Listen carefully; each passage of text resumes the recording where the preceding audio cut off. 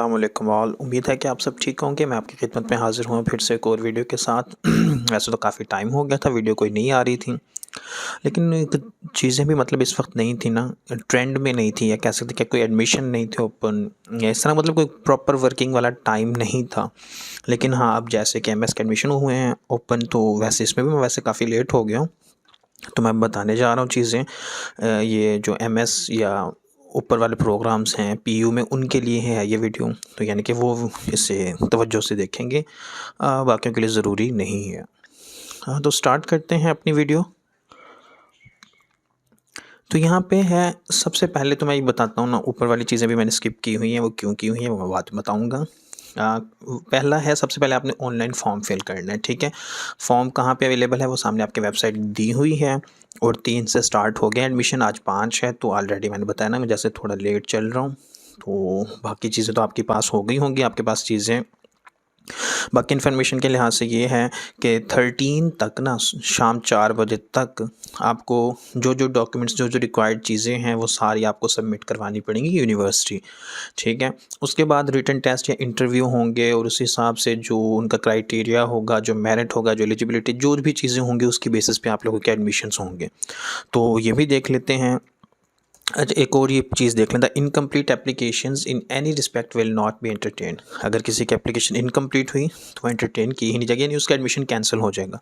तो सबसे पहले देख लेते हैं eligibility criteria for MS, MPhil या इक्विवेलेंट जो हैं, उनकी बीएस ऑनर्स होनी चाहिए 4 इयर्स, एमए या MSc BSc honours 4 years, BSc engineering degree और इक्विवेलेंट जो भी है इस तरह से रेलिवेंट सब्जेक्ट में from HEC recognized university, at least 16 years education होनी चाहिए उनकी, और वो भी 130 क्रेडिट आवर्स के लिए।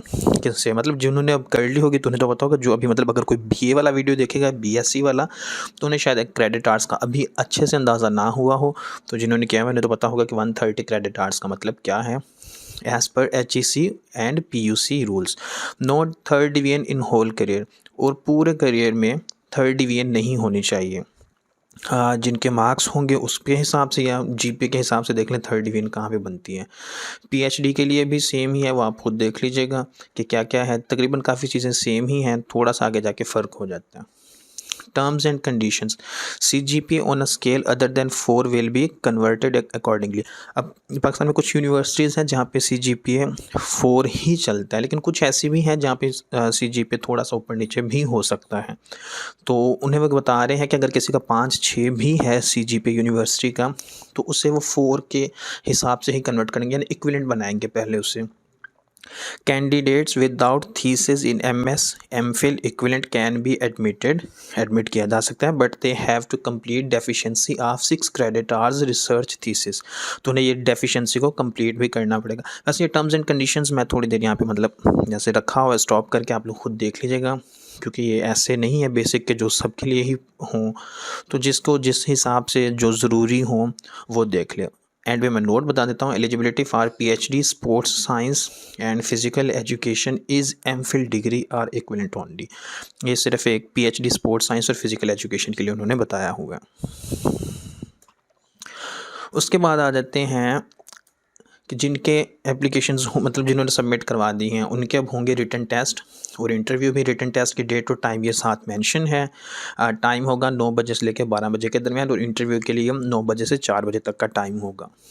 पहले फैकल्टी देख लें, आर्ट्स एंड ह्यूमैनिटीज़ का MFA graphic design, MFA painting sculpture graphic arts, MFA textile design. तो इसमें 18 को होगा, 17 को होगा, यानी 17 और 18 को आपको पता चल जाएगा। ग्राफिक डिज़ाइन के लिए 17 को रिटन टेस्ट होगा, और दूसरे जो कैटेगरी है या दूसरी फील्ड जो है उसके लिए 18 को होगा, और इंटरव्यू उनका 26 को होगा, और ग्राफिक डिज़ाइन वालों के लिए 25 को उनका इंटरव्यू होगा। Business economics and administrative services public administration MPA जो है, उनका रिटन टेस्ट होगा 17 को, और उनका इंटरव्यू होगा 25 को। एजुकेशन सब कुछ एजुकेशन ही है। 17 को रिटन टेस्ट होगा, 25 को उनका इंटरव्यू होगा। केमिकल एंड मटेरियल इंजीनियरिंग में पॉलीमर टेक्नोलॉजी में MS MPhil होगा, तो उसका रिटन टेस्ट होगा 17 को और इंटरव्यू होगा 25 को।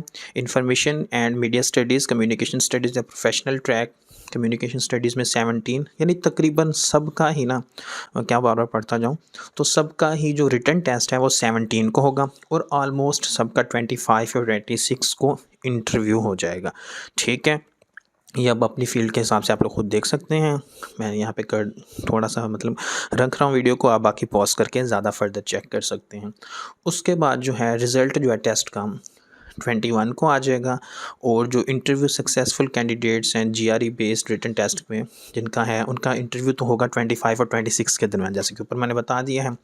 पहली जो मेरिट लिस्ट है और जनरल मेरिट लिस्ट जो है वो 31 को लग जाएगी, यानी कि इस मंथ के एंड पे एडमिशन्स फर्स्ट लिस्ट में पता चल जाएंगे किस किस का हो चुके हैं। उसके लिए जो फ़ीस सबमिट करवाने की लास्ट डेट होगी वो 02 है। बहुत कम टाइम दिया हुआ है, उसकी वजह ये है कि एडमिशन्स भी बहुत कम होते हैं इसमें, मतलब हाँ कोई लंबा चौड़ा ज़्यादा प्रोसीजर नहीं है, तो इसलिए टाइम भी थोड़ा दिया हुआ है। इस तरह सेकंड मेरिट लिस्ट लगेगी 3 को, उसके लिए 4 लास्ट डेट होगी। थर्ड मेरिट लिस्ट लगेगी 7 को, जिसके लिए लास्ट डेट 8 होगी। और फाइनल मेरिट लिस्ट लगेगी 9 को, जिसके लिए लास्ट डेट 10 होगी। एडमिशन क्लोज हो जाएंगे 10 से, यहाँ पर जो लिखा हुआ है 17 से प्रॉपरली क्लासेस स्टार्ट हो जाएंगी। बीएससी के केस में था 5th मेरिट लिस्ट वाला चांस बन जाता है। यहाँ पर लिमिटेड सीट्स होती हैं, लिमिटेड प्रोग्राम्स होते हैं, तो ऐसा कोई चक्कर उम्मीद नहीं कर सकते कि कोई 5th मेरिट लिस्ट वाला या फिर वेटिंग या कोई भी ऐसे कह सकते हैं फिज़िकल अपीयरेंस बेस्ड लिस्ट ऐसे शायद ना लगे।